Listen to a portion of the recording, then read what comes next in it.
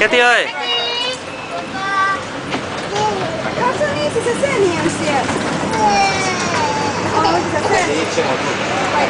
Không phải là dây à? Katy. Katy à.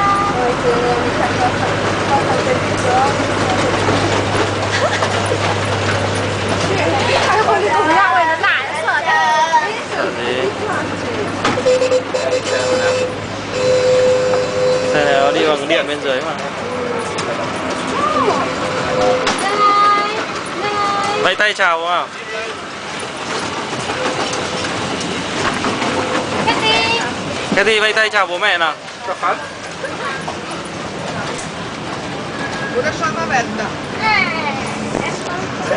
Einmal fahren, okay?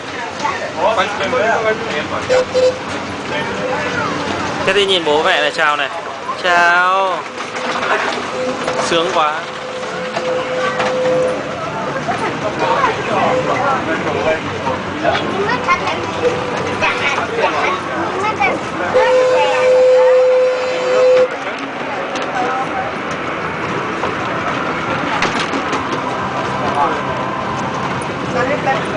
Nicht an die gelbe Linie gehen.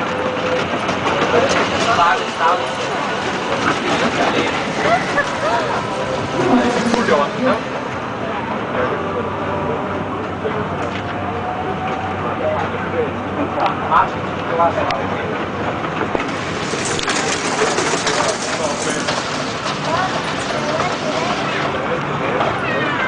Mình nghĩ là con trai thích lái xe. Thì em tính cho nó đi con ngựa, nó thích lắm. Con ngựa đâu? Ngựa trong kia cơ. Thì trong kia con ngựa kia là nó lại có nhạc, lại cả nhà ngồi được ở trên ghế nó hay hơn. Thằng này thích lái xe. Dương, không chào bố à?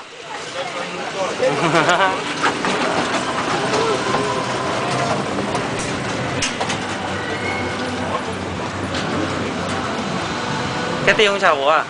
Katy.